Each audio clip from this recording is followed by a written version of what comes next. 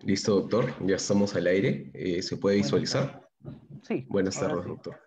Buenas tardes. ¿Qué tal? Buenas tardes, queridos amigos y amigas de Juris Conciencia.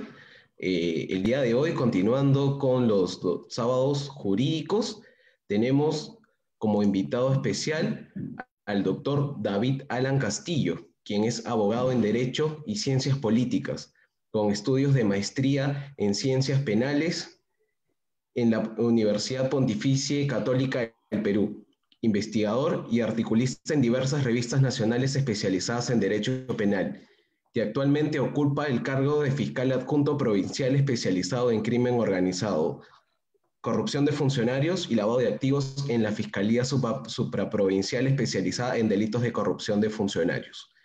El día de hoy, su disertación tendrá como tema crimen organizado, lavado de activos y corrupción. Adelante, doctor. Muy buenas tardes. Gracias por esa generosa presentación. De antemano, eh, agradecer por la invitación que han tenido a bien su institución y el grupo de estudios que ustedes representan para poder compartirles este, estos temas que de alguna manera están en boga hoy en día. Eh, Quisiera empezar exponiendo o introduciéndonos al tema por el aspecto del crimen organizado, que entendamos que es el contexto ideal o es el contexto instrumental por donde o a través del cual se cometen delitos varios, violentos y no violentos, entre ellos el delito de corrupción de funcionarios y el delito de lavado de activos.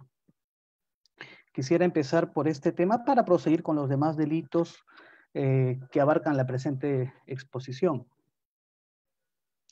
Muy bien, ¿qué podríamos decir sobre el crimen organizado?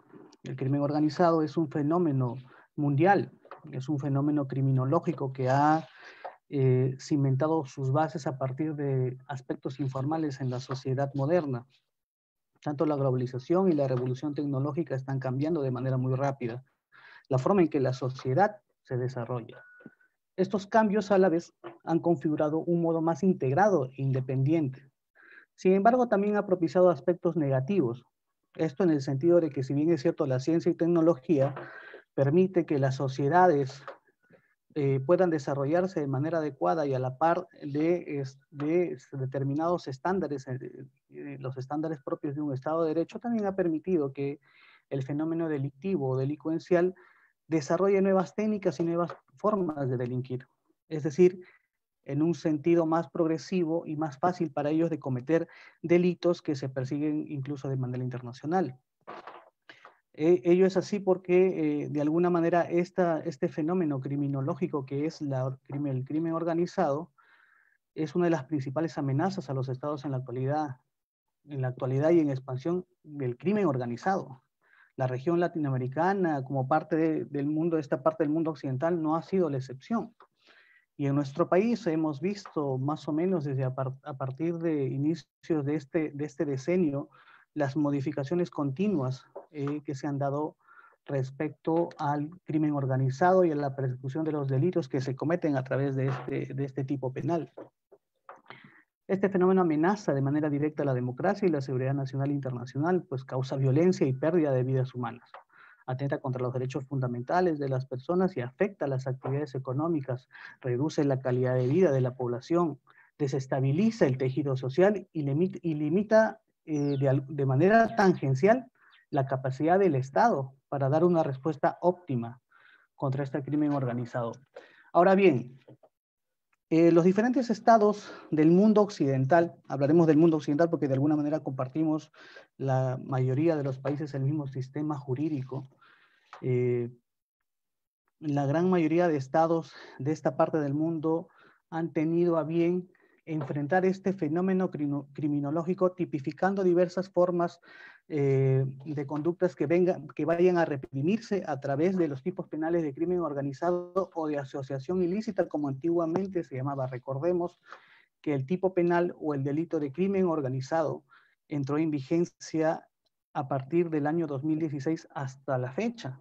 Es decir, antes del año 2016 teníamos en nuestro Código Penal un tipo penal relativamente obsoleto, arcaico y muy básico, denominado como asociación ilícita para delinquir.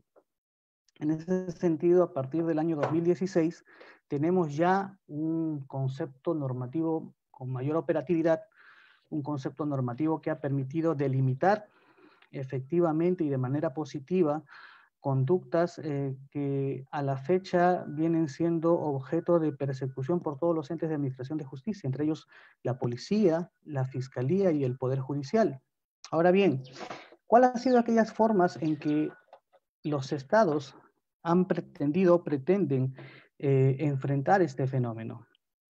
Uno de ellos es, en primer lugar, la tipificación, como lo mencioné, de los delitos más característicos de tal forma de criminalidad. En un segundo lugar, mediante la introducción del elemento agravante de organización en una serie de delitos más o menos tradicionales para atender a la especial peligrosidad de las formas de estructuración de actuación antijurídica. Es decir, a partir de este fenómeno criminológico, los estados empezaron a tipificar tipos penales de pertenencia, que es el tipo penal de asociación o de crimen organizado, que se caracteriza por expresar un adelantamiento de las barreras punitivas. Es decir, se va a sancionar conductas de mera pertenencia. En el caso de crimen organizado, como del tipo penal de asociación ilícita, lo que se reprocha a los agentes básicamente es el de integrar una organización criminal. El hecho de que se cometan a través de una organización criminal delitos fines, como se le dice, o como se le llama en doctrina y en la jurisprudencia, es una circunstancia aparte que se valora obviamente dentro de un proceso penal, pero en puridad, el tipo penal de organización criminal, lo que sanciona es el mero hecho de constituir o pertenecer a una organización criminal, más allá de que se cometan o no los delitos fin. Eso como una característica básica de este tipo de tipificación que han tenido los estados occidentales. Obviamente que estos tipos penales de pertenencia, que son considerados delitos de peligro abstracto, también han sido fuertemente criticados, porque recordemos que el derecho penal se configura como un derecho penal de los hechos, del acto, es decir, lo que se reprocha a una determinada persona que infringe un tipo penal o que infringe una norma de conducta es el hecho, la conducta mediante el cual infringe y vulnera o pone en peligro un bien jurídico tutelado, pero no a la persona en sí. Entonces, uno de los grandes temas que han habido, más grandes críticas que hay respecto a estos tipos penales, es que pretenden criminalizar situaciones de pertenencia, más no del resultado, tal como lo he explicado. Entonces, son básicamente esta forma de delinquir y esta forma de conceptualizar o de tipificar los tipos penales en que la gran mayoría de países de Occidente han tenido a bien regularizar o uniformizar los criterios de imputación, que vienen incluso desde Europa.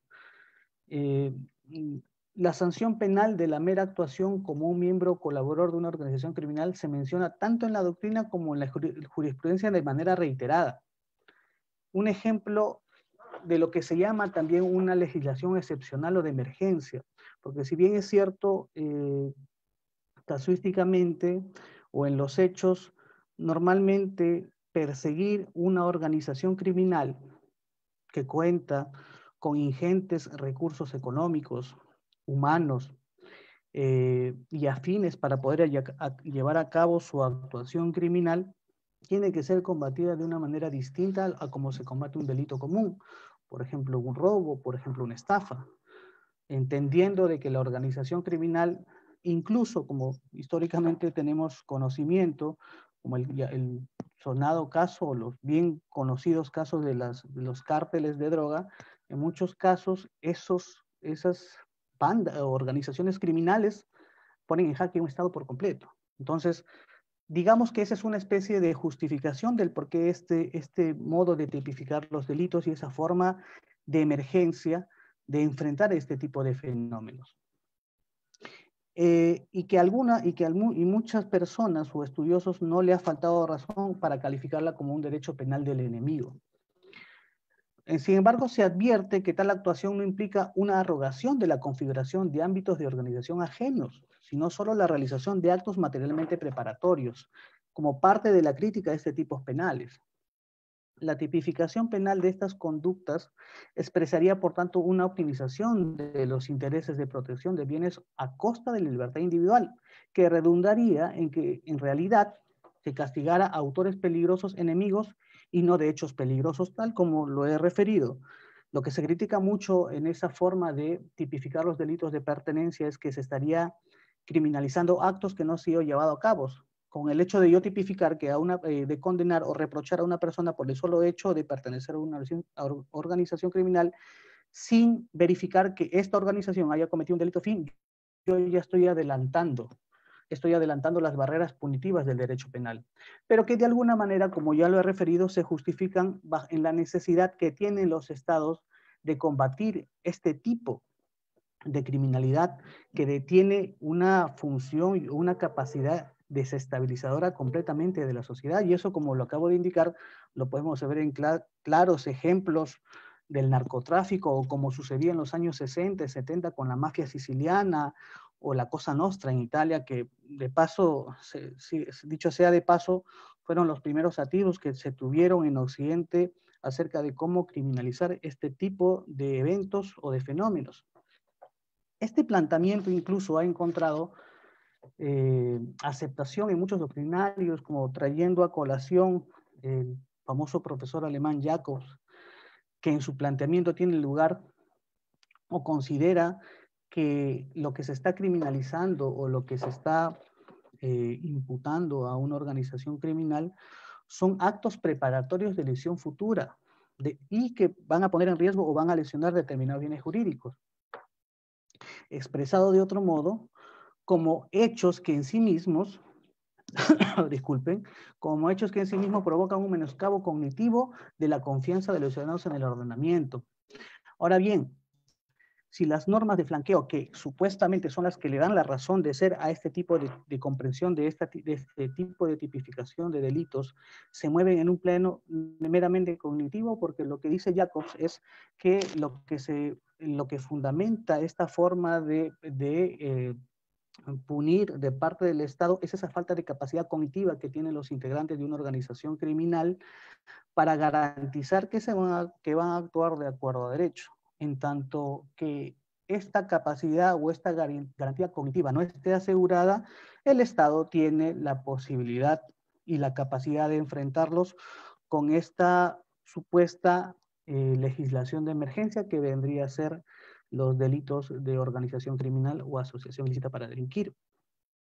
Hay otro autor, por ejemplo, que ha hablado mucho sobre el tema, que es Maurach, un autor alemán que había aludido que como fundamento de la sanción penal a partir de este tipo de criminalización de miembros y colaboradores de organizaciones criminales que demuestran una manifiesta enemistad con el derecho, y que estos muestran abusando del derecho de asociación y situándose colectivamente al margen del derecho. Y en esta misma línea es que autores como Jacobs y el profesor Silva Sánchez, uno de los profesores y maestros más reputados en estos temas, ha podido de alguna manera defender la existencia de este tipo de delitos. Y perfectamente han podido calar a estados como los latinoamericanos, que prácticamente han hecho una copia de los tipos penales que tanto en parte del common law y en parte de Europa continental han podido traspolar las ideas de cómo enfrentar el crimen organizado.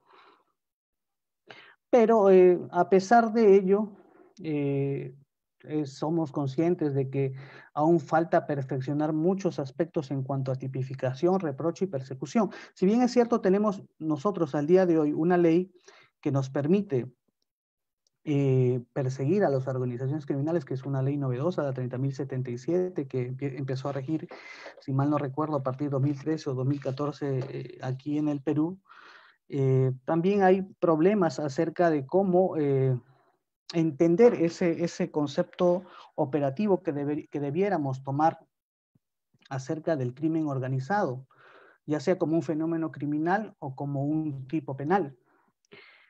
Básicamente, respecto a este particular, Silva Sánchez tiene una apreciación, una conceptualización interesante acerca del crimen organizado, en la que menciona o refiere que es un sistema penalmente antijurídico, es decir, un sistema social en el que las relaciones entre los elementos del sistema, es decir, las personas que lo integran, las personas que integran la organización criminal, se hallan funcionalmente organizadas para obtener fines delictivos, es decir, cometer los delitos por los cuales han sido creados. La organización criminal como sistema de injusto tiene así una dimensión institucional en el sentido de antisocial. Es decir, es un conjunto de individuos que aportan determinadas conductas para conseguir un fin delictivo en muchos de estos aspectos con fines económicos, y que hace de ella no solo algo más de la suma de sus partes, sino también algo independiente de la suma de sus partes. En esta dimensión institucional, como lo señala bien el profesor Silva Sánchez, radica seguramente su diferencia específica con respecto a las meras agrupaciones coyunturales para cometer delitos. Es decir, es precisamente esa naturaleza organizativa, jerarquizada, con permanencia en el tiempo, que diferencia a las organizaciones criminales como tal de, por ejemplo, bandas criminales.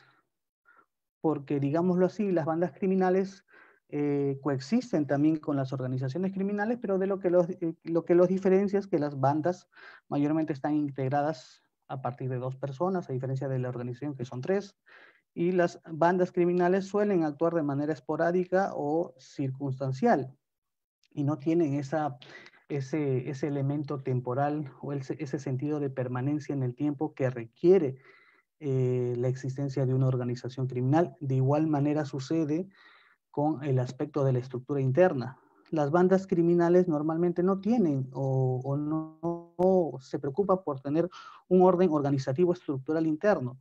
Es como lo normalmente conocemos los casos del raqueteo o los casos de los secuestros al paso, en la que se puede advertir un grupo de personas que se unen bajo una resolución criminal para realizar estos actos de manera circunstancial. Es decir, no son actos de manera reiterada o sistemática, o que dieran a entender que esta agrupación de personas tiene un líder, un mando medio y un mando ejecutor. Es decir, que no cuentan con toda una organización interna esquematizada. ¿Qué es lo que que diferencia con las organizaciones criminales como tal? Por consiguiente, como ustedes podrán apreciar, estamos ante un fenómeno criminal que desestabiliza no solamente un Estado, la sociedad y la economía, sino que pone en cuestión las barreras tradicionales del derecho penal. Y es por eso que se ha creado este tipo de tipos penales para poder hacerles frente. Muy bien, ahora quiero presentarles unas pequeñas láminas que he preparado para hacer un poco didáctico este aspecto acerca de la exposición del delito de crimen organizado. No sé si por favor me permitieran para poder, ustedes me facilitan para poder pasar las láminas. Sí, doctor, ya puede usted compartir A las ver, diapositivas. permítame un momento, por favor.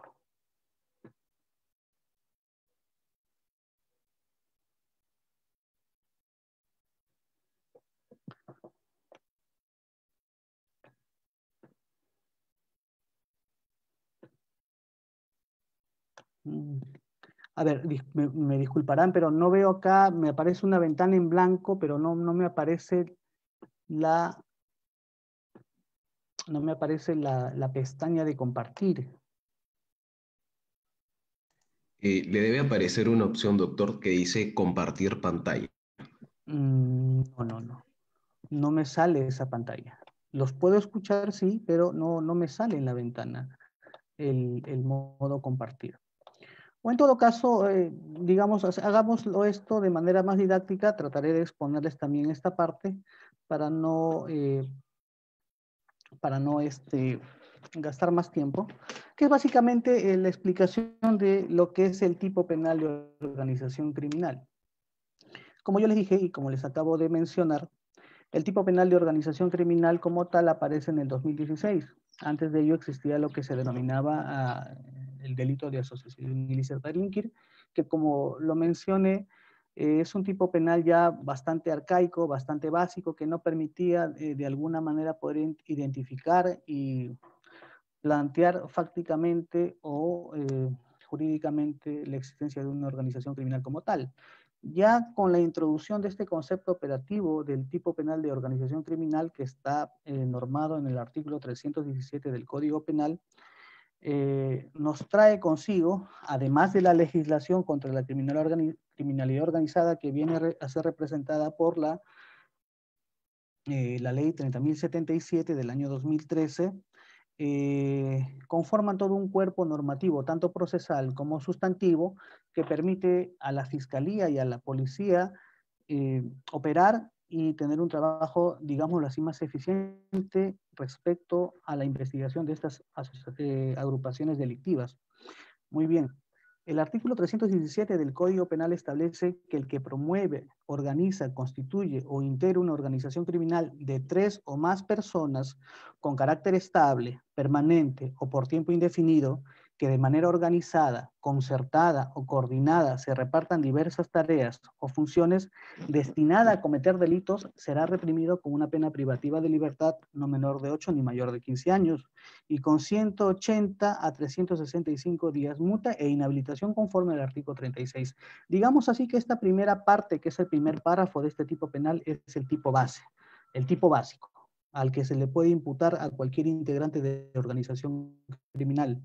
Porque seguidamente, después de este primer párrafo, viene la parte, o digamos, el aspecto agravado, o la circunstancia que agrava este tipo penal, y que por consecuencia también permite imponer una mayor dosis de pena, que está referido a que cuando el agente tuviese la condición de líder, jefe, financista o dirigente de la organización criminal, va a recibir una pena no menor de 15 años ni mayor a 20. O cuando producto de su accionar delictivo de la organización criminal, cualquiera de sus miembros causa la muerte de una persona o le causa lesiones graves, o graves o físicas o a su integridad físico-mental. Como podemos observar y ustedes pueden apreciar, hay el tipo penal está estructurado en dos modalidades, el tipo base y el tipo agravado. El tipo base que se pena con que se punibiliza con una pena no menor de 8 ni mayor a 15, y el tipo agravado que contempla una pena no menor de 15 ni mayor a 20 años. Eso respecto al tipo penal de organización criminal. Ahora, muy bien, también un aspecto importante a tomar en cuenta en relación a este tipo penal es identificar, en tanto nos permita poner o imponer una pena más grave, a quiénes son los integrantes, qué tipo de integrantes existe o qué tipo de elementos personales podemos encontrar dentro de una organización criminal. Según el tipo penal, se requiere que la organización criminal esté conformada por 3 miembros, como ya lo dije, ¿verdad? Si es de 2 miembros, ya no sería una organización criminal, podríamos tomarla como una banda.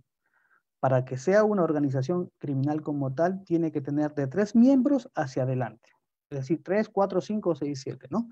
Entre los cuales se repartan tareas, funciones. Asimismo, lo que requiere este tipo penal es una determinada estructura interna, ya sea vertical, horizontal, flexible, cual fuera la estructura interna, porque como ustedes comprenderán, las organizaciones criminales suelen desenvolver sus actividades criminales, así como su funcionamiento interno, en virtud a las actividades o los delitos fines que cometan. Podamos entender en este sentido que una organización criminal con fines de cometer delitos de corrupción de funcionarios o lavado de activos tiene una organización interna totalmente distinta a la que pudiera tener una organización criminal que se dedica al sicariato o al tráfico de terrenos. Es en virtud de aquellas necesidades o actividades que requiera la organización criminal que determinará la forma en cómo se va a estructurar. Pero para imponer esas penas agravadas o el tipo penal agravado, es importante identificar quiénes son dentro o quién es quién dentro de una organización criminal según lo detallado del tipo penal. En este aspecto, será el líder aquel agente que actúe como guía y posea amplias facultades de orientación, conducción y coordinación de las actividades delictivas del grupo. Si una persona reúne estas condiciones dentro de una investigación por crimen organizado, estaremos ante un líder. Y a ese líder le correspondería la pena agravada o aplicarle el tipo penal agravado. De otro lado, el jefe es un órgano intermedio. Se encuentra subordinado al poder central del dirigente, pero posee autonomía a nivel operativo dentro de la organización, por lo que tiene cierto control sobre la ejecución de las acciones delictivas que deben cumplir quienes están bajo su mando.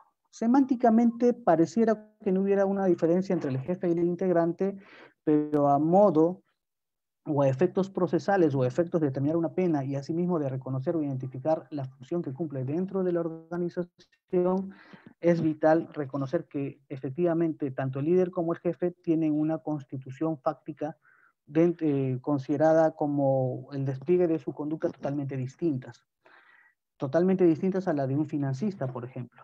Porque cuando hablamos de un financista, estamos hablando de un gestor especializado y de confianza encargado de proyectar, procurar, suministrar o administrar recursos financieros logísticos que requiera la organización para poder operar. Es decir, estamos hablando de un individuo o un elemento de la organización criminal cuya actividad sea solamente solventar, suministrar o financiar las actividades criminales que va a desarrollar la organización criminal durante el tiempo que mantenga vigencia. Y por último, uno de los elementos o de los tipos de integrantes de la organización criminal dentro del marco del tipo penal agravado está el dirigente, que es un órgano central que tiene poder al interior de la organización y ejerce posición de mando. Asimismo, define y ordena las actividades de los integrantes de modo directo y vertical. Eso al menos respecto a los posibles líderes, jefes, financistas y dirigentes que suelen concurrir o existir dentro de una organización criminal. Otro elemento que se toma en cuenta a la hora de valorar cuando estamos frente a una organización criminal y que también que es otro elemento que requiere el tipo, es la estructura interna. Como ya les mencioné, la estructura interna es un elemento normativo del tipo penal que requiere ser desarrollado, expuesto y acreditado cuando el fiscal va a interponer una condena o va a solicitar una pena determinada en relación a la investigación de una organización criminal. El tipo penal básicamente no especifica qué tipo de estructura interna tiene que tener una organización criminal. Lo único que requiere es que ésta se visibilice, se acredite y que de alguna manera se pruebe en un juicio para poder determinar que este elemento ha podido concurrir. No existe una uniformidad para determinar cuál es el tipo de estructuras internas. Esto varía de acuerdo al desarrollo alcanzado por una organización criminal, por lo que hay organizaciones criminales con estructuras altamente jerarquizadas, así como también estructuras flexibles que buscan adaptarse a esquemas corporativos horizontales. Y recuerden que así como existen organizaciones criminales del ámbito nacional, existen organizaciones criminales de naturaleza transnacional, organizaciones criminales que involucran la investigación no solamente de un solo estado, sino de más de dos, lo cual también dificulta la tarea de investigación por parte de las agencias judiciales y que de alguna manera justificaría también los plazos tan amplios que nos da el Estado, que nos da las leyes o las normas procedimentales para nosotros como persecutores del delito investigar a una organización criminal. Y respecto a ello, hay un acuerdo plenario que estableció la Sala Penal Nacional, el Acuerdo Plenario 1/2017, que haciendo referencia a este elemento del tipo penal de organización criminal, señala que la estructura de la organización criminal puede deducirse a partir del análisis de las tareas conjuntas y actividades que realizan sus integrantes. Siendo ello así, no bastará la sola presentación de un organigrama, que normalmente a veces se suele esquematizar, pero lo que requieren los altos tribunales de justicia, que incluso se han especializado en este tipo de delitos, es que esa estructura que el fiscal o la policía ha podido identificar tiene que ser plasmada a través o inferido a partir de las actividades que realiza la organización criminal.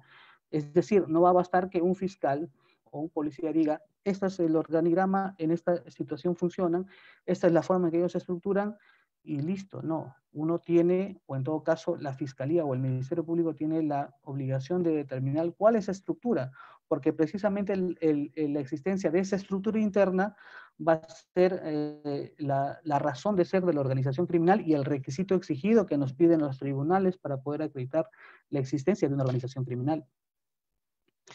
Luego de eso, dentro del tipo penal existen verbos rectores, es decir, conductas que sirven como lineamientos para poder identificar cuándo estamos realmente frente a una organización criminal y cuál es la naturaleza del aporte o de las actividades que desarrollan sus integrantes.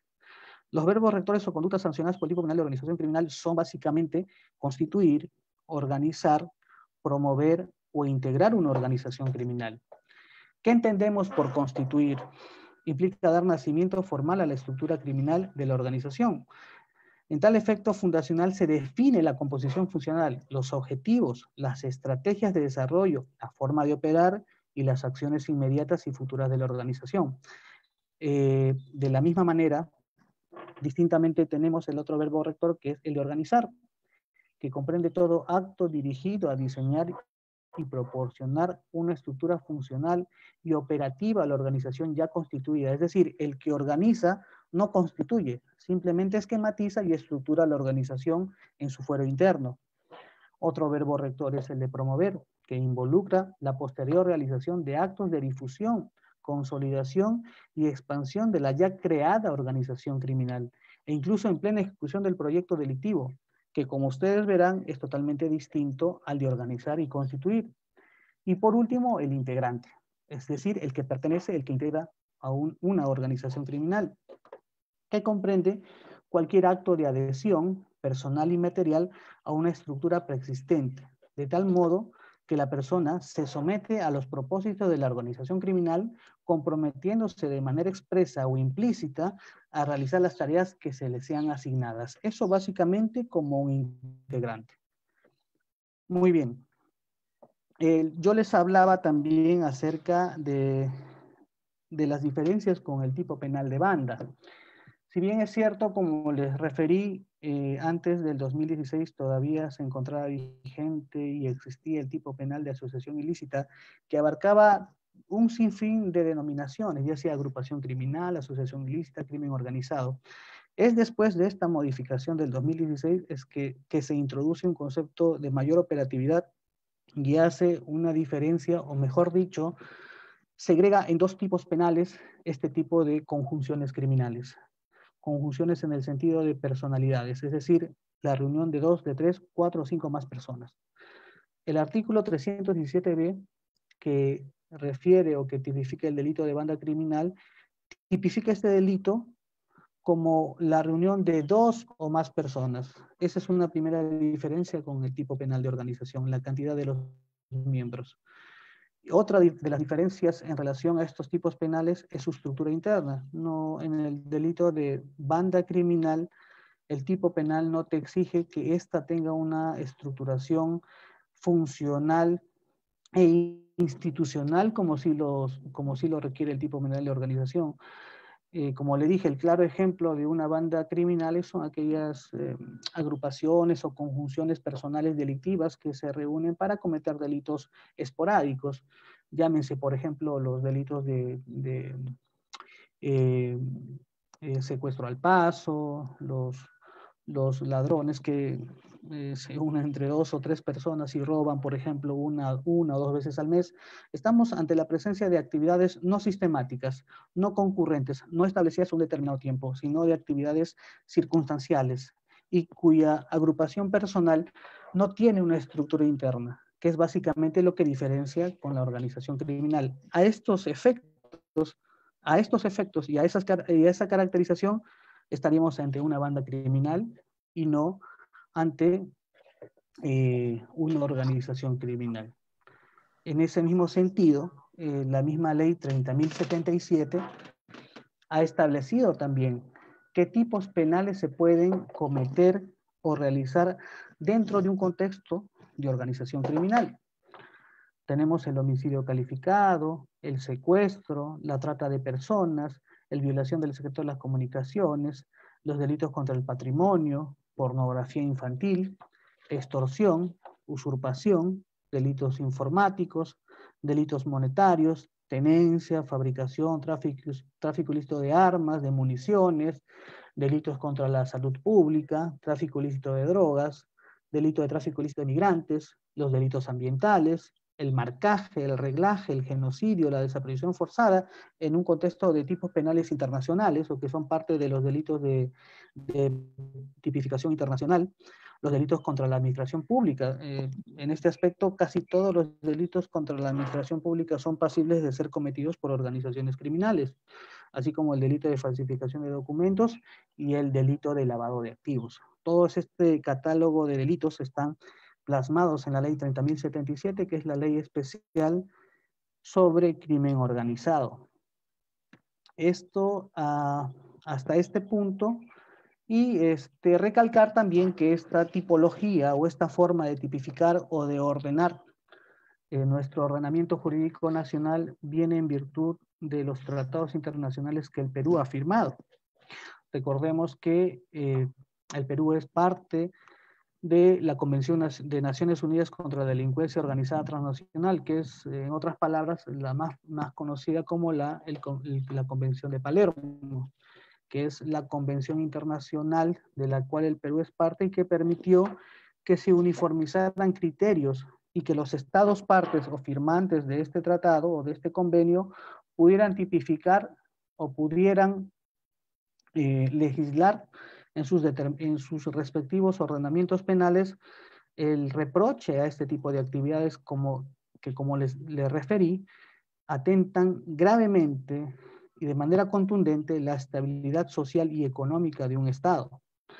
Es por ello que gran parte, por no decir todo el ordenamiento jurídico penal interno que tenemos sobre organización criminal, es una proyección de lo que en materia internacional el Perú ha asumido como una obligación, entre ellos combatir la delincuencia transnacional.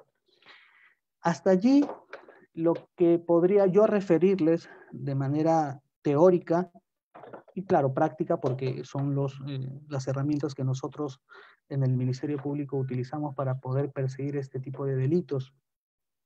Al menos hasta allí lo que corresponde a lo que es una organización criminal, para pasar a lo que conocemos o lo que, como es parte de esta breve exposición, los delitos contra la administración pública, que también han cobrado mucha notoriedad, no tanto ahora, digamos lo que siempre, la gran tarea que tiene nuestro país o los estados muy débiles en cuanto al control normativo de ese tipo de conductas, es la gran facilidad con que se cometen los delitos de corrupción y que se cometen a través de organizaciones criminales.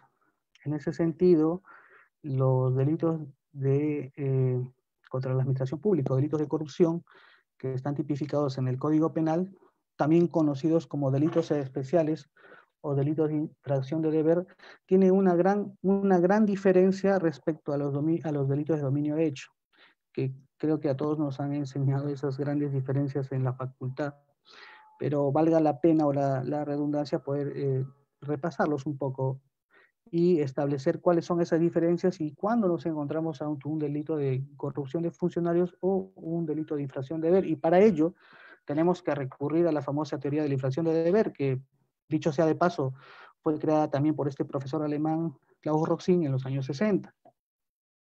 Él refería que como todo individuo domina su propio comportamiento, en tanto no presente defectos de conducción o de organización de su ámbito de competencia, es entonces el dominio sobre el propio movimiento corporal el fundamento del resultado, es decir, el responsable de los resultados que pudiera ocasionar a través de su conducta.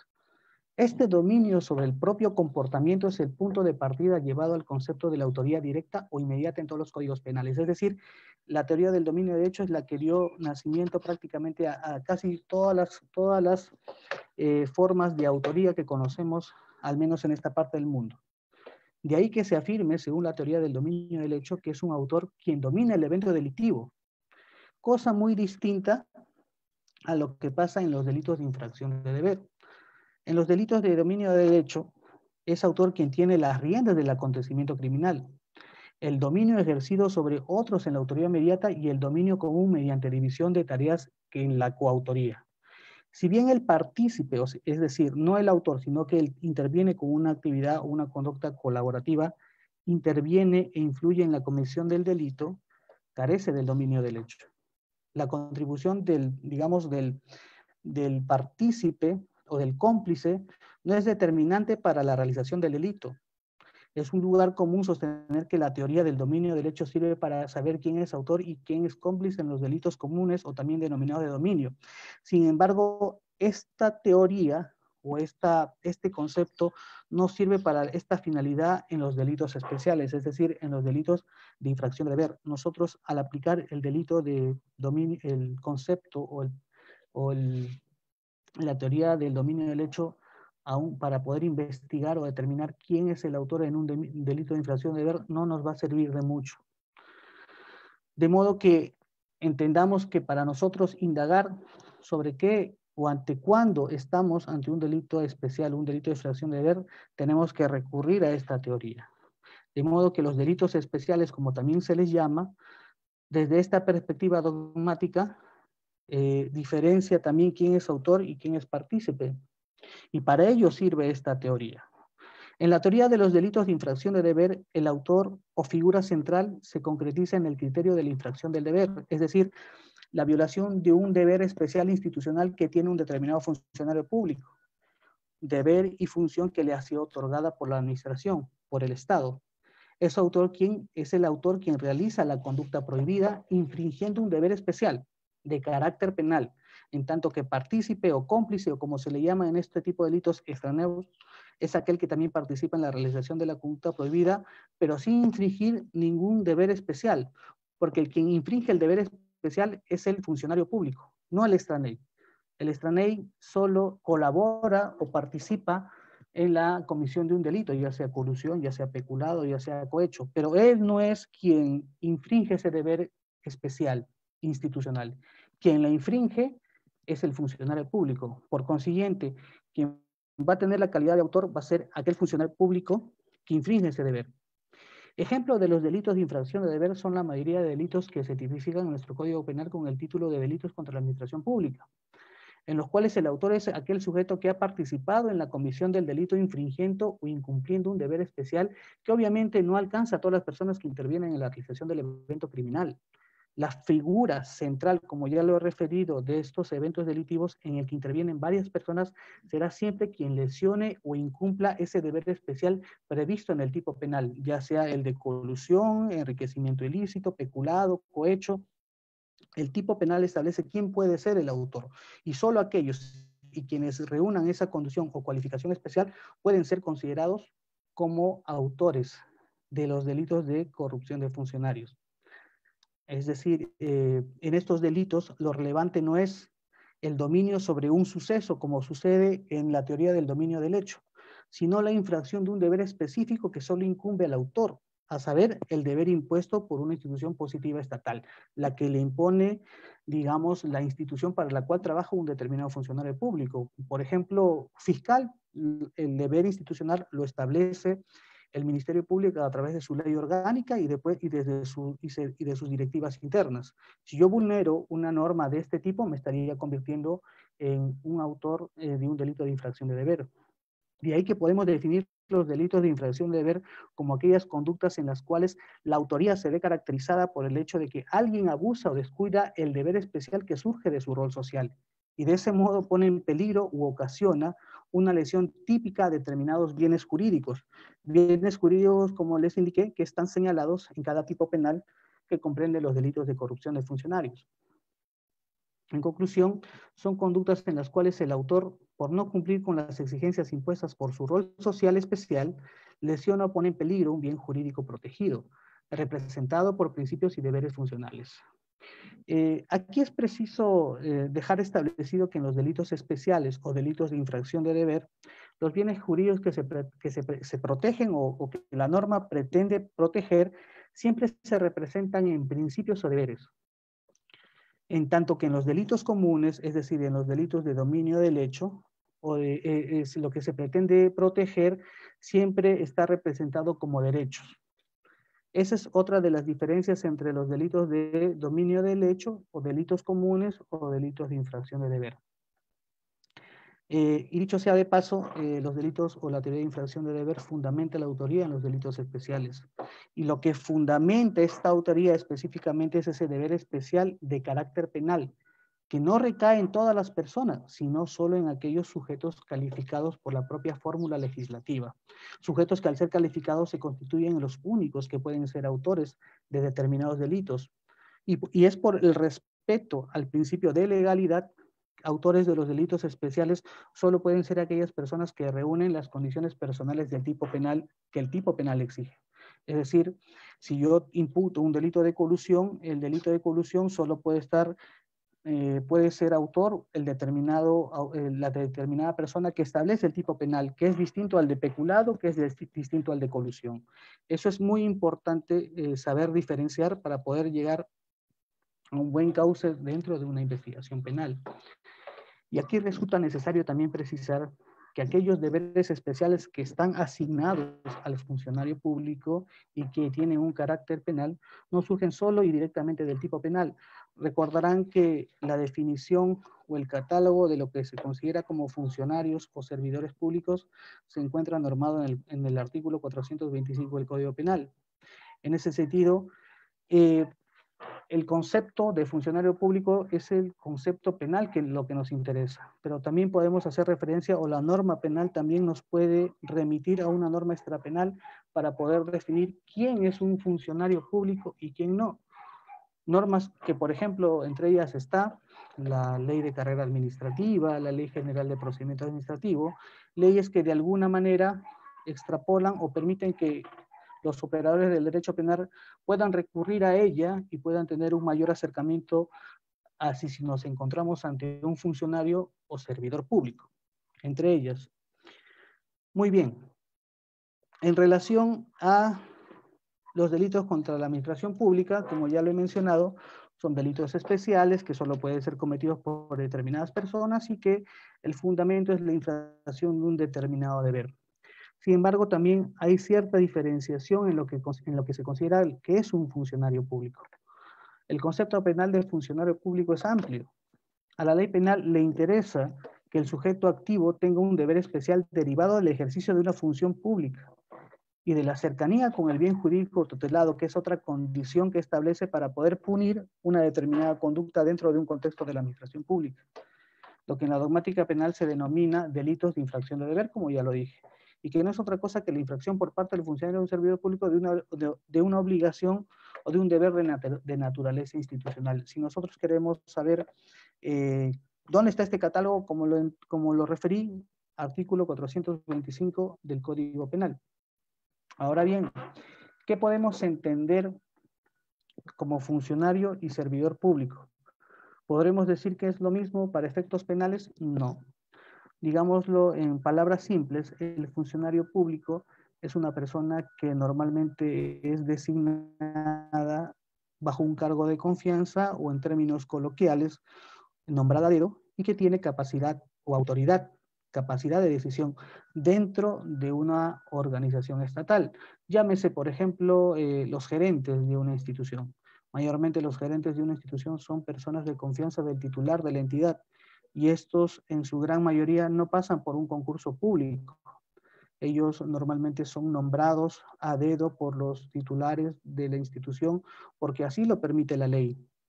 Sin embargo, tampoco están exentos de violar o vulnerar un determinado tipo penal. Todas aquellas personas, ya sea que entren por un concurso público o ingresen a través de la designación directa del titular, todos están sometidos a las mismas reglas que establece la administración pública, las leyes de la materia y el Código Penal. Y un servidor público básicamente es aquella persona natural que también presta sus servicios al Estado, pero no tiene capacidad ni poder de decisión. Eso es lo que básicamente diferencia al funcionario y servidor público, pero para efectos penales ambos poseen un deber especial que deben tutelar y cautelar y proteger. En ese sentido, entendida la administración pública como toda actividad cumplida por funcionarios o servidores públicos para poner en funcionamiento al Estado y así éste pueda cumplir sus fines, nadie puede objetar en forma razonable que merece la protección del derecho penal. Obviamente que sí. Como ya lo mencioné anteriormente, los delitos de corrupción de funcionarios son altamente lesivos. Perjudican no solamente el desarrollo normal de una sociedad, de un Estado, sino que paraliza presupuestos. Se deja de atender la construcción de hospitales, de escuelas, y todas aquellas actividades que tienen alguna incidencia directa al desarrollo de una sociedad moderna. El bien jurídico dentro de este tipo de delitos es todo aquel valor o principio que se busca proteger a través de la ley penal. En este caso, en relación a los delitos de infracción de deber o delitos de corrupción de funcionarios, lo que se protege de manera general es el correcto y transparente desenvolvimiento y desempeño de la administración pública. Ahora bien, otro aspecto también muy importante a tomar en cuenta es que si bien es cierto, los delitos de infracción de deber, todos suelen proteger este principio que es la correcta y transparente funcionamiento de la administración pública, cada subtipo penal que están regulados del 382 al 401 del Código Penal tienen su propio bien jurídico especial protegido. Es decir, todos aquellos delitos cuando se infrinjan, ya sea el peculado, el cohecho, el enriquecimiento ilícito, la colusión, la concusión, negociación incompatible, todos ellos, de manera genérica, van a lesionar este principio, que es el correcto y transparente desenvolvimiento o desempeño de la administración pública. Sin embargo, a la hora que estos se cometen de manera, digámoslo así, individual, por ejemplo, el peculado o la colusión, además de dañar, de lesionar o de poner en peligro el correcto y transparente desenvolvimiento del desempeño de la administración pública, también va a poner en peligro o va a lesionar el patrimonio del Estado. Por eso se dice, por eso bien se dice, de que en los delitos de infracción de deber o delitos de corrupción funcionario, lo que se suele proteger son dos bienes jurídicos, uno a nivel general o genérico y otro a nivel especial, que viene dado por cada tipo penal por el cual se puede investigar a un funcionario público. Eso en relación al bien jurídico que protege los delitos de infracción de deber. Ahora bien, concretamente en relación a estos delitos, casuísticamente también tenemos muchos casos de organizaciones criminales que se dedican a cometer delitos delitos de corrupción de funcionarios, y es precisamente ese ámbito donde interactúan con los tipos penales de lavado de activos, porque como ustedes comprenderán, el orden o el iter criminis de este tipo de organizaciones criminales suelen organizarse estructuralmente, repartirse funciones, cometer delitos de corrupción de funcionarios de manera permanente y sistemática para luego, con esas ganancias, someterlas a un procedimiento de lavado de activos, que viene a ser ya la etapa final dentro de estos tipos penales que les va a permitir a la organización criminal disfrutar de esos bienes producidos, por ejemplo, con la comisión de delitos de corrupción de funcionarios. Ahora bien, para pasar al delito de lavado de activos, que también es un tipo penal nuevo, no es muy antiguo, y sobre todo acá en el Perú, un tipo penal que es hartamente complejo investigar, un tipo penal que requiere incluso de asistencia judicial internacional en muchos casos, porque como ustedes comprenderán, hay un buen número de organizaciones criminales que operan no solamente a nivel nacional, sino que tienen, por ejemplo, cuentas bancarias o entidades o empresas offshore en los paraísos fiscales. Y que esto de alguna manera dificulta la investigación que tienen las agencias judiciales en relación al descubrimiento de estos delitos. Y lo que de alguna manera, como ya lo indiqué, justifica los amplios plazos que nos da la ley para poder investigar. La ley penal, el 382 del Código Procesal Penal, establece que en los delitos complejos uno puede investigar 8 meses. Si hablamos de organizaciones criminales, podemos investigarla por 36 meses. Si nos es suficiente, tendríamos que acudir a un juez para que a través de su decisión nos otorgue un plazo de igual medida, de igual tiempo. Lo que en puridad estaríamos hablando de que la Fiscalía tenga un plazo de más o menos 6 años de investigar organizaciones criminales, y es precisamente debido a esta alta complejidad con la que operan las organizaciones criminales, con la que cometen delitos de corrupción de funcionarios y luego lavan el dinero de esa corrupción a través de determinados mecanismos de lavado de activos. Más o menos a fines de los años 80, los crímenes relacionados con la droga estaban en constante aumento, y fue la lucha contra esta criminalidad lo que llevó a prestar atención en primer lugar al lavado de ingresos provenientes de la droga, que antiguamente se le llamaba blanqueo de capitales. Esa era la primera denominación que le daban al delito de lavado de activos. Y fue por ello que el delito de lavado de activos tuvo su origen en la Convención de las Naciones Unidas contra el tráfico ilícito de drogas, estupefacientes y sustancias psicotrópicas. ¿Y por qué esto? Porque normalmente cuando antiguamente se hablaba de delito de lavado de activos, automáticamente se vinculaba o se relacionaba al tráfico ilícito de drogas. Y es precisamente porque históricamente el delito de lavado de activos se originó como producto del accionar de los carteles de la droga. Como eran tan ingentes las cantidades de dinero que ellos manejaban, requerían de la ayuda de determinados procedimientos para darle apariencia de legalidad, para alejarlas de ese origen ilícito. Es por eso que en gran medida, históricamente, el delito de lavado de activos tiene una conexión histórica con el tráfico ilícito de drogas. En este caso, por ejemplo, esta Convención de Naciones Unidas contra el tráfico ilícito de drogas, estupefacientes y sustancias psicotrópicas fue consecuencia del consenso surgido luego de una severa crisis en la política internacional antidroga que se inició a finales de 1984, más o menos a finales de los años 80, y culminó en el año 88 o 89. Este documento internacional delineó estrategias novedosas que debían impactar significativamente a la estructura productiva y de financiamiento de las organizaciones criminales dedicadas al comercio ilegal de sustancias adictivas, y que también posibilitó o irradió o,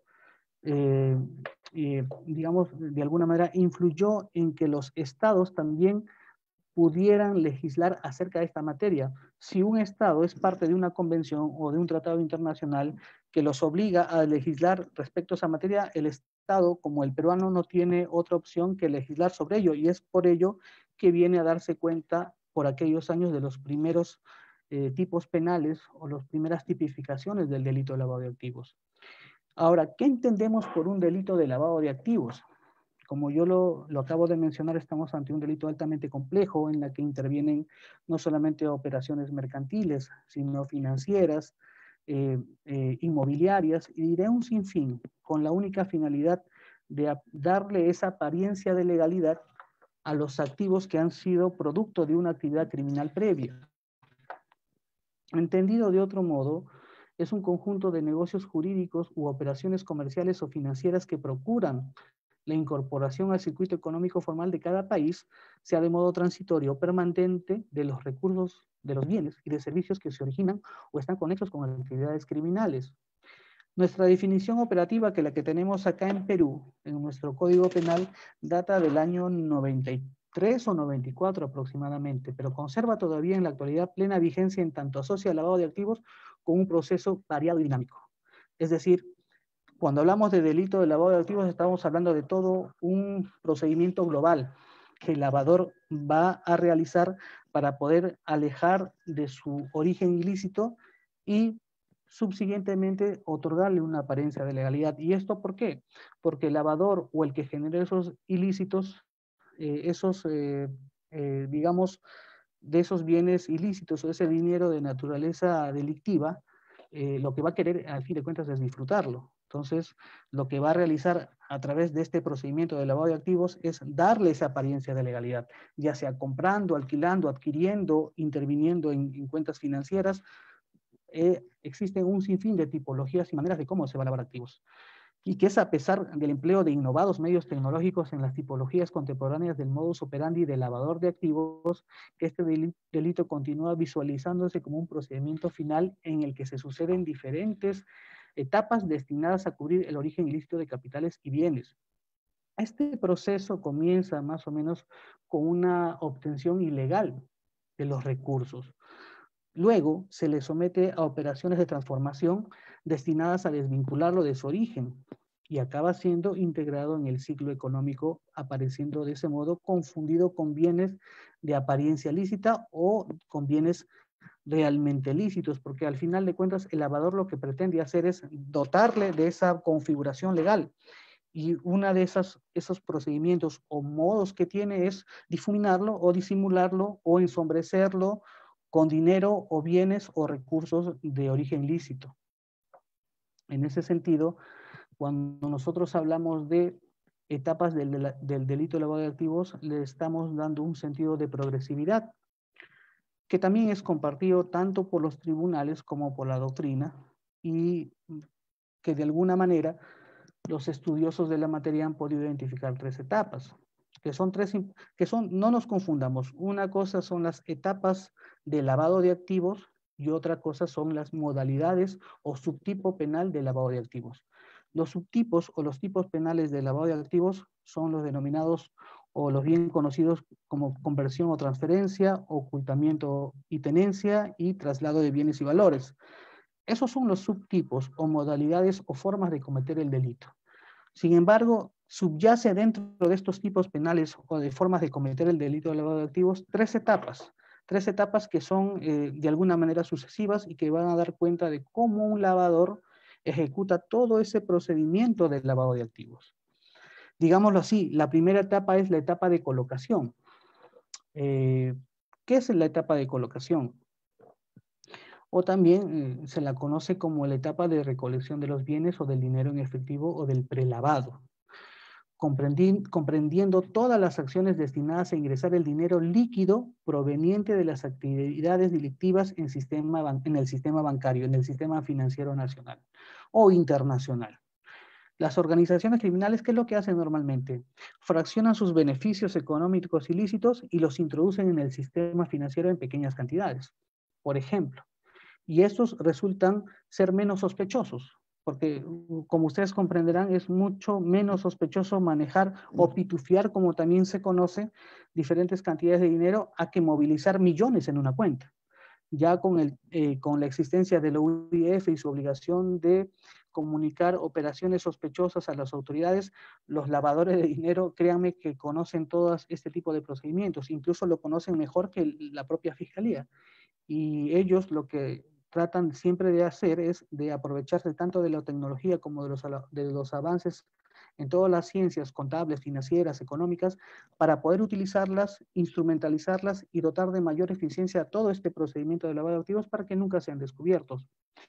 Esta operación, esta primera etapa, que es la etapa de colocación, se suele hacer mediante depósitos, por ejemplo, en cuentas corrientes locales, pequeñas cantidades que no obligan a identificar a los depositarios, adquiriendo cheques o pagarés anónimos, utilizando casinos y casa de juegos o comprando billetes premiados de lotería. ¿Por qué normalmente suelen recurrir los lavadores a este tipo de actividades? Porque precisamente el Estado suele tener algún tipo de debilidad o ser muy benignos en el control de actividades, por ejemplo, como los hostales, por ejemplo, como los casinos, por ejemplo, como los grifos, en la que en muchas oportunidades y para determinados movimientos no se les exige acreditar documentariamente determinadas ventas. Y es por ello que ese tipo de actividades son aprovechadas por las organizaciones criminales o lavadores para hacer uso de ellas y evitar que se identifique que están realizando operaciones de lavado de activos.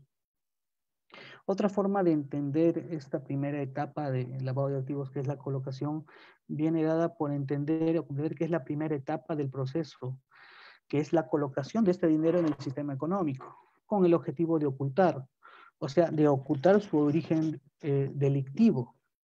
Y luego suelen movilizar el dinero en países con reglas más permisivas y en aquellos que poseen un sistema financiero liberal, es decir, en paraísos fiscales. La regulación financiera y legal en ese tipo de países es muy laxa, es muy permisiva y permite precisamente la existencia de estas offshore, donde prácticamente actúan sin ningún impedimento de las autoridades y en la que se movilizan o se realizan infinitas operaciones de lavado de activos. Es por ello que los grandes lavadores o las grandes organizaciones criminales suelen tener como un apoyo, como un instrumento, las facilidades legales que le otorgan estos paraísos fiscales para poder cobijar allí sus activos ilícitos. Luego de esta primera etapa, que es la etapa de colocación, que es la movilización primaria del dinero líquido o la primera acción que realiza el lavador, pasamos a una siguiente etapa, conocida como la etapa de intercalación o de ensombrecimiento. ¿Qué es la etapa de intercalación? O la segunda fase del proceso de lavado de activos. Esto, como yo ya lo había referido, existen en la doctrina diferentes denominaciones que se refieren a esta etapa, siendo las de ensobrecimiento, estratificación y oscurecimiento las más frecuentes. No obstante, algunos autores designan también como la fase de enmascaramiento. En esta etapa, básicamente, que es la de intercalación, de ensombrecimiento, se realizan una serie de movimientos y conversiones del dinero, previamente fraccionado, para distanciarlo al máximo del lugar donde se generó. Porque lo que hay que entender es que el lavador lo que va a buscar, en definitiva, es alejar esos recursos ilícitos, alejarlo lo más posible de su origen delictivo, o alejarlo lo más posible de la actividad criminal previa que las generó, y de esta manera buscar o aplicarle un determinado procedimiento, ya sea por conversión o ya sea por transferencia, ocultamiento y tenencia, darle esa apariencia de legalidad, para así disfrutarlos. Y los métodos habituales son la compra de instrumentos financieros, la adquisición y posterior venta de bienes de consumo y el uso de los bancos o negocios de envío de dinero para hacer transferencias a entidades financieras nacionales extranjeras. En esta etapa, como le dije, ya el procedimiento se vuelve más complejo, se vuelve más difícil de ser identificado. Las Naciones Unidas, incluso en un informe que sacó hace como aproximadamente 9 o 10 años, identificó que en tanto se pueda verificar o identificar la etapa de un delito de lavado de activos en la primera etapa, que es la de colocación, mayormente es fácil rastrear y identificar a los lavadores. Sin embargo, cuando ya el procedimiento está muy avanzado y llega a esta etapa, la de intercalación, de ensombrecimiento, identificar o descubrir a los lavadores o al procedimiento es muy complejo. Por eso es muy importante para nosotros los fiscales y para todas las agencias de administración de justicia de que las investigaciones en relación al delito de lavado de activos puede hacerse de manera óptima y rápida. Mientras nosotros podamos identificar este lavador o este procedimiento en sus primeras etapas, tendremos éxito en los casos. Sin embargo, no. Y es por eso que, como ustedes podrán apreciar, a nivel nacional tenemos muy pocos casos condenados por lavado de activos. Son escasos, por no decir pocos, porque específicamente la legislación de lavado de activos ha sido desarrollada de manera más elaborada y trabajada desde hace 10 o 15 años. Antiguamente no, por eso es que las grandes organizaciones criminales de tráfico ilícito de drogas o vinculadas a ellas tenían en cierta manera cierta impunidad porque no había este tipo de instrumentos para perseguir el delito. Ahora los tenemos. En ese sentido, en la etapa de ensombrecimiento o en esta segunda etapa de intercalación, el dinero que fue colocado en la etapa anterior se trata de efectuar diversas operaciones más complejas, tanto a nivel nacional como internacional, para que se pierda su rastro y se dificulte la verificación contable del mismo. El objetivo de este procedimiento por parte de estas organizaciones criminales es cortar la cadena de evidencias ante eventuales investigaciones sobre el origen del dinero. En general, las sumas son giradas en forma electrónica a cuentas anónimas en países donde se pueden ampararse en el secreto bancario o en su defecto en cuentas en firmas ubicadas, como ya lo referí, en paraísos fiscales. Esto respecto a la segunda etapa de intercalación, que viene a ser prácticamente el ingreso a la etapa más compleja para poder descubrir un lavador de activos o un procedimiento de lavado de activos. Finalmente, tenemos la etapa de integración. ¿Qué es la etapa de integración? Que viene a ser básicamente ya la última etapa. La última etapa que es desarrollada por los lavadores de dinero. La etapa de integración, con esta etapa de integración se concluye el ciclo de lavado de activos. Esta se orienta a reintroducir definitivamente en la economía legal el dinero previamente fraccionado y enmascarado, es decir, el capital ya lavado y con sólida apariencia de origen y configuración lícitas. La OEA, en un informe que realizó para el CICAD, para América Latina, denomina también a este momento final el proceso delictivo de inversión o goce de los capitales ilícitos, como lo mencioné anteriormente, porque es la finalidad y el objetivo final de las organizaciones criminales disfrutar de ese dinero. Ellos no lavan el dinero para mantenerlo en sus cuentas bancarias y que duerman allí. Lo que quieren las organizaciones criminales o lavadores de dinero es disfrutar luego de esos bienes. Es por eso que recurren a todas estas etapas y al llegar a esta, que es la de integración, finalizan el proceso.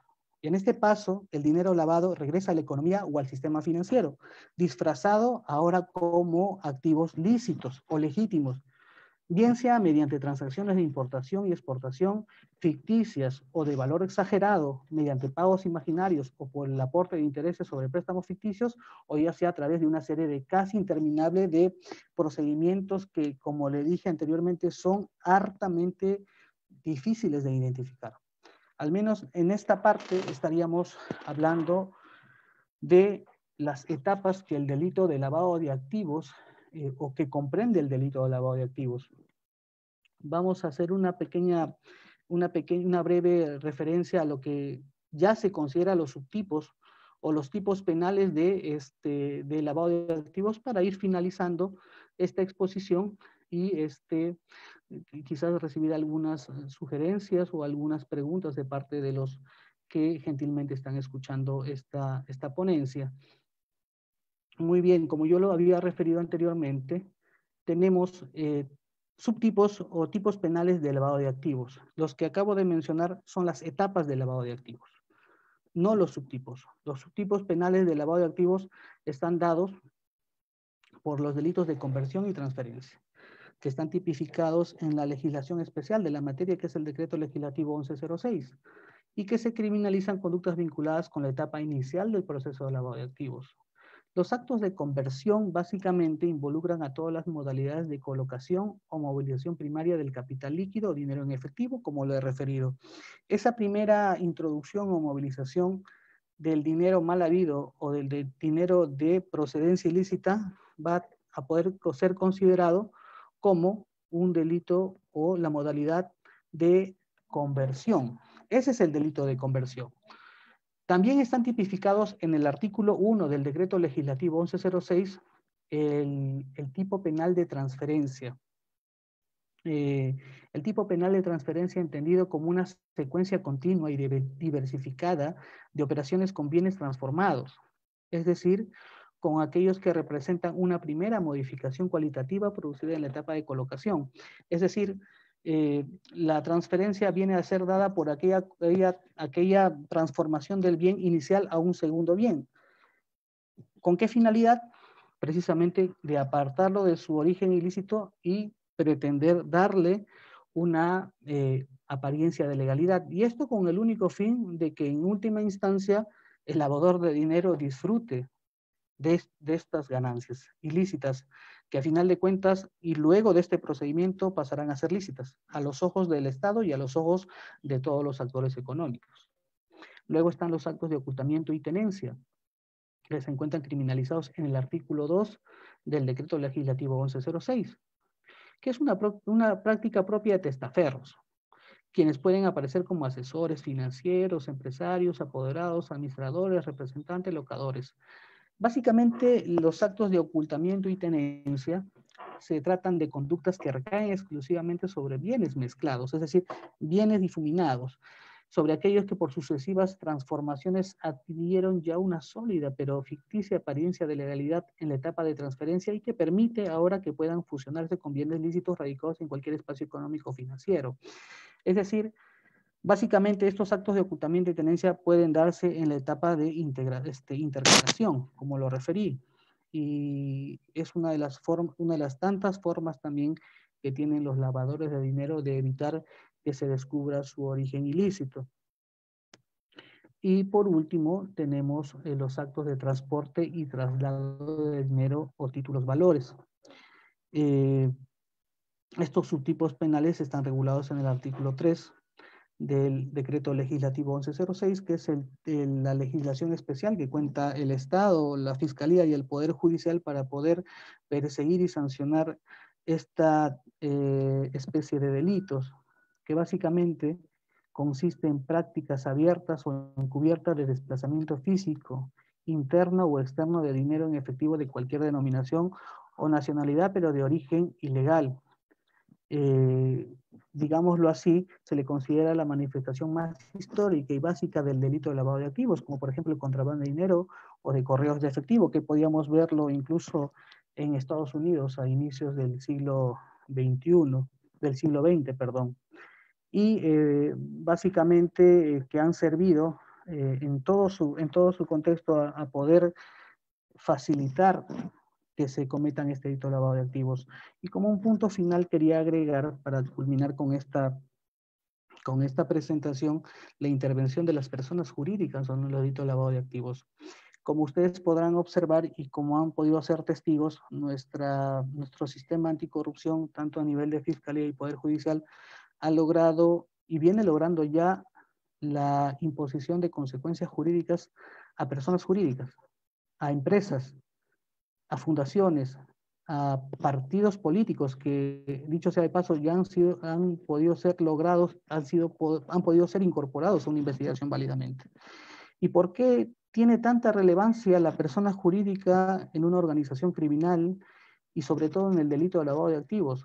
Porque precisamente las organizaciones criminales, para dotarle de esa complejidad y de formalidad a todas esas operaciones de lavado de activos, instrumentalizan personas jurídicas, instrumentalizan empresas, instrumentalizan partidos políticos, en sí a toda persona jurídica que se considere como tal, según la legislación civil o la legislación comercial, la legislación de la materia. Toda persona jurídica que se considere como tal puede ser pasible de ser incorporada y sancionada por un juez penal.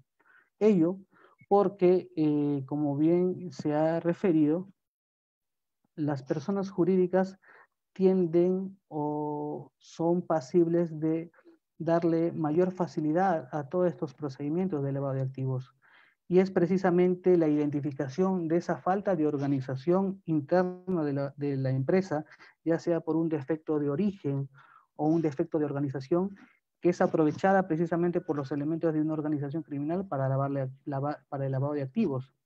Digámoslo en simples palabras, si dentro de una investigación se puede identificar la participación o mejor dicho, la instrumentalización de una persona jurídica por parte de una organización criminal, lo ideal será por parte del fiscal identificar a modo de qué y cuál fue esa naturaleza instrumental de la que se hizo uso de la empresa.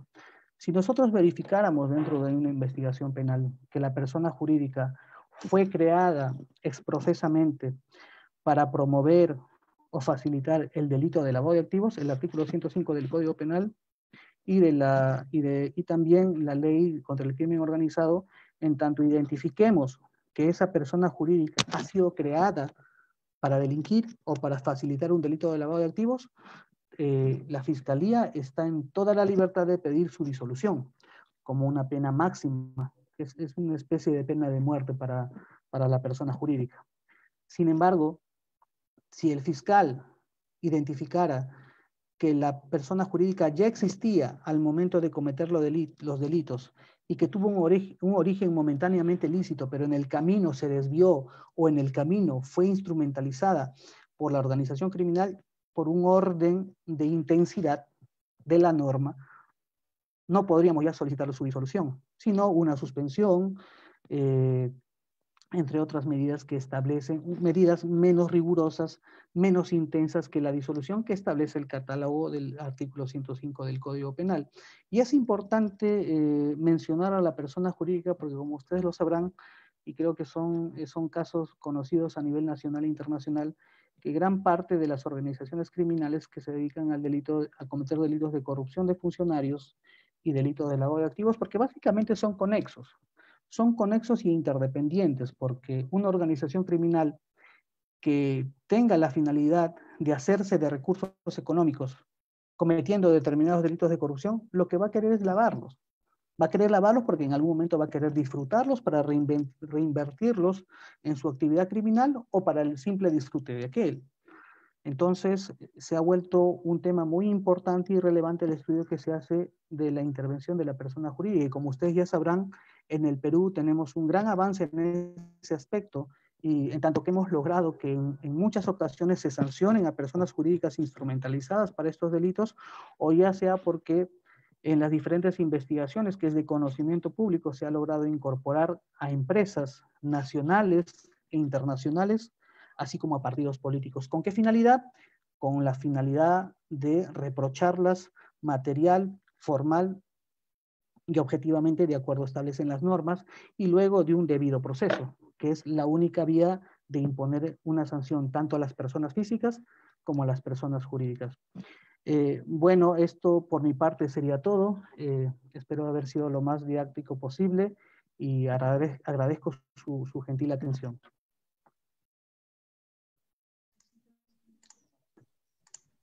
Muchas gracias, doctor, por su importante ponencia. Tenemos tres preguntas por parte del público. La primera es respecto a la calificación jurídica de organización criminal. Tenemos conocimiento que algunos tipos penales, que el Código Penal señala que la figura en ciertos tipos se agrava, como por ejemplo en el robo se agrava cuando una persona forma parte dentro de una organización criminal, o por ejemplo el delito de trata de personas. En ese sentido, a veces se ve que la Fiscalía emite una calificación jurídica. ¿Qué presupuestos o qué deberíamos tomar en cuenta para observar una debida calificación jurídica por parte de la Fiscalía cuando a veces se califica como, por ejemplo, trata de personas agravado y también se califica como organización criminal en el tipo base? Esa sería la primera pregunta, doctor. Muy bien. A ver, de primera mano, sí, sí, es cierto. Antiguamente, quizás la pregunta vaya por el hecho de que han habido algunos casos en que la Fiscalía deficientemente y también el Poder Judicial deficientemente a veces ha tenido esta calificación errada, pero yo creo que con ya la modernización de nuestra legislación, en buena cuenta se ha podido superar esto.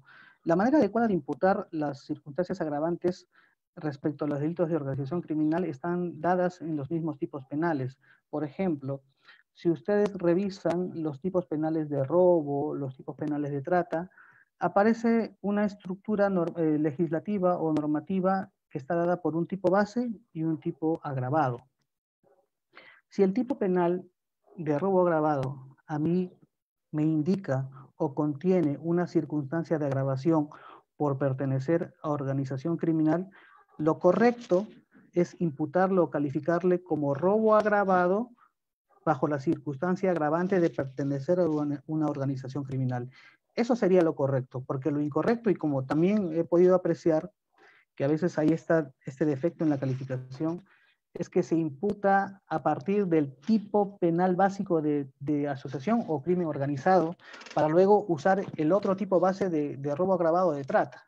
Esa no es la forma de calificar. Lo idóneo y lo correcto es siempre revisar cada tipo penal.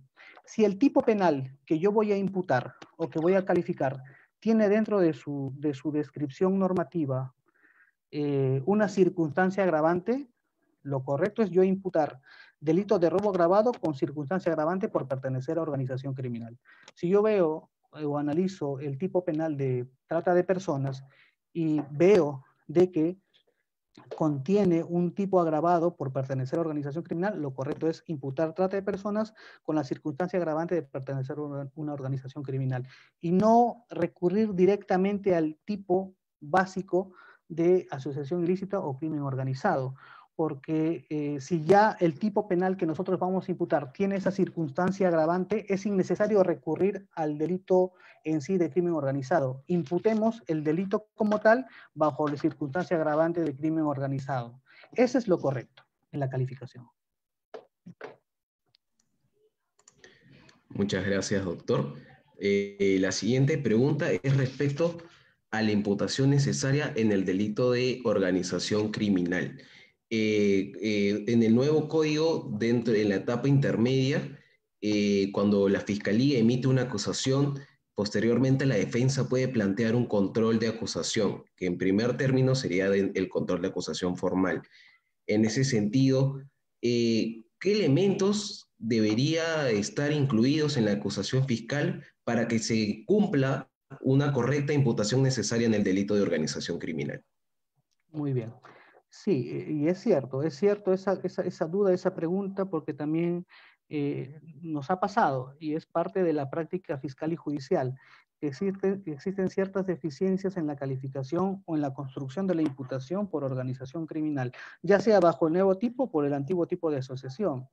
La imputación necesaria o definitiva, como le dicen algunos doctrinarios, está dada por el hecho de que uno tenga que cumplir ciertos criterios, y criterios relacionados directamente a lo que establece y requiere el tipo.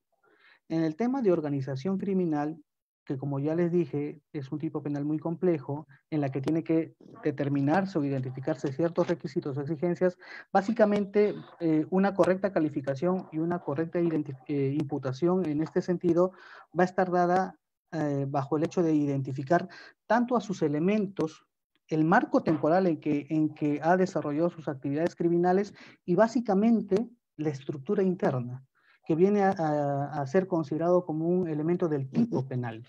Esto quiere decir de que si yo llevo a un juez un relato, una imputación en la que yo refiera de que tales o cuales personas cometieron, se agruparon y son consideradas como una organización criminal y cada uno tenía esta función y cada uno cometía tal o cual delito según su especialidad, pero no construye una estructura interna que es entre lo más importante, la imputación se me va a caer.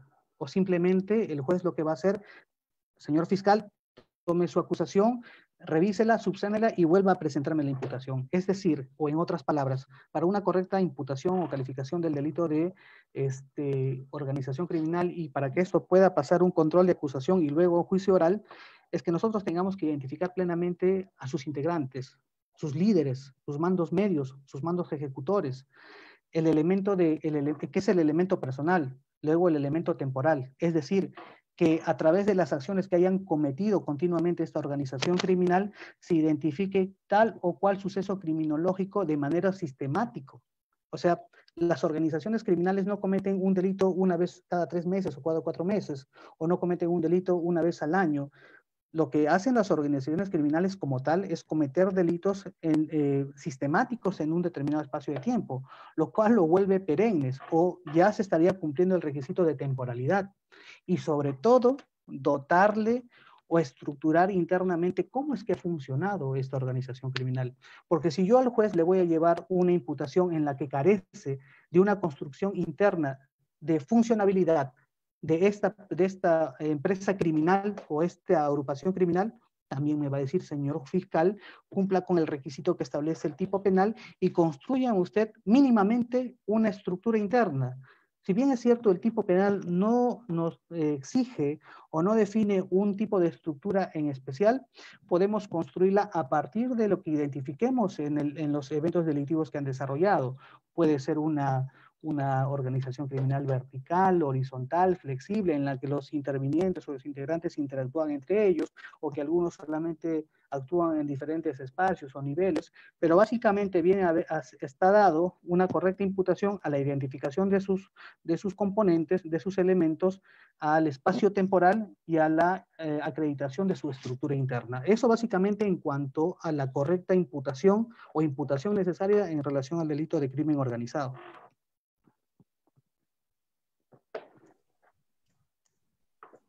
Ok, muchas gracias, doctor. Y por último, tenemos otra pregunta que también es respecto al delito de crimen organizado. Es cómo podemos diferenciar, o en específico, cómo la Fiscalía puede diferenciar entre una conducta neutral o una persona que está actuando bajo el principio de confianza o otra persona que sí realmente está tomando acciones pues que beneficien o forman parte de una organización criminal.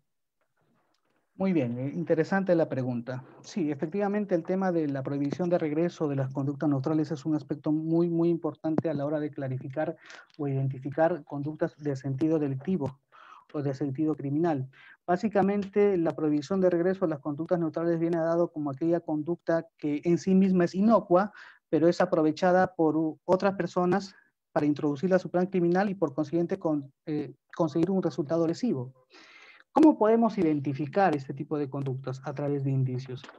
A través de indicios en el sentido de que si, por ejemplo, pongámoslo así, hay una organización criminal debidamente compuesta por 5 personas. Tienen un líder, un mando medio y ejecutores. En el espacio de un año han cometido alrededor de 50 o 100 robos agravados en casas, ¿no es cierto? Y tienen una estructura interna. Cada elemento responde a tal o cual elemento interno o a tal o cual persona. Muy bien.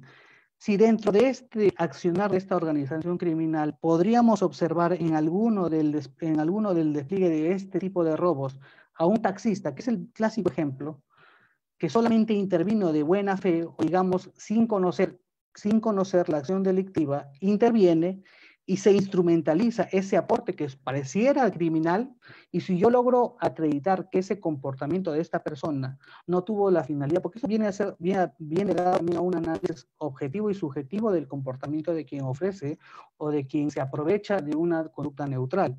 Si yo verifico que esta conducta neutral no tiene una conexión, al menos cognitiva, volitiva, en relación a lo que pretende hacer la organización criminal, yo básicamente estaría ante una conducta neutra y por consiguiente yo no tendría la capacidad de imputarle el ser integrante de una organización criminal a una persona que intervino de manera, digamos, coyuntural o accidental en un delito. Lo básico en este tipo de conductas es poder apreciar dentro. Es difícil, es muy complicado y difícil porque mayormente en la práctica son escasos los casos en los que se puede identificar una conducta neutral como tal, porque como ustedes comprenderán, las conductas neutrales o el principio de prohibición de regreso es muy complejo, como sus otras, como los otros subprincipios que existen, como el principio de confianza o el riesgo. Pero básicamente en estos aspectos está dado a poder identificar que esa conducta que despliega una supuesta persona, que despliega una conducta neutral, que esta haya sido objetivamente, aprovechada por quienes iban a cometer el delito, pero que como tal ha sido inocua y que no ha sido consciente de poder, o que no ha sido aportada conscientemente con la finalidad de cometer este delito. En un contexto de organización criminal es precisamente con lo que nos topamos diariamente. Pero tenemos que seguir las reglas que establece el principio de imputación objetiva. Si analizamos en un contexto de organización criminal que alguien está identificando o ha desarrollado una conducta inocua, no queda otro que apartarlo de la investigación. Y la forma más idónea de poder identificar es seguir los lineamientos del principio de imputación objetiva. Si esta persona, que pareciera un colaborador de una organización criminal, hizo uso únicamente de una conducta socialmente estereotipada y permitida, no le queda más remedio a la Fiscalía que separarlo y apartarlo de investigación y seguir la investigación con quienes sí han demostrado una falta de garantía cognitiva respecto a la norma de crimen organizado.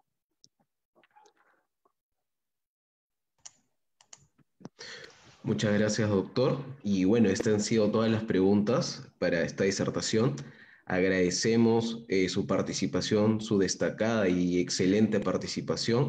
Nos ha brindado bastante conocimiento acerca del crimen organizado, lavado de activos y corrupción. Le reitero de nuevo el agradecimiento, doctor. Nos da gusto tenerlo como un invitado especial y también esperamos pues tenerlo como participante o como ponente en otra próxima disertación. Claro, por supuesto. A mí, gracias a ustedes por la consideración. Muchas gracias, doctor. Y para el público que nos está visualizando a través de Facebook, no se olviden de darle like a la página y si les gustó esta ponencia, pues, ir compartiendo para poder crecer dentro de la formación jurídica. Muchas gracias y nos despedimos. Que tengan buenas tardes y buen fin de semana. Buenas tardes.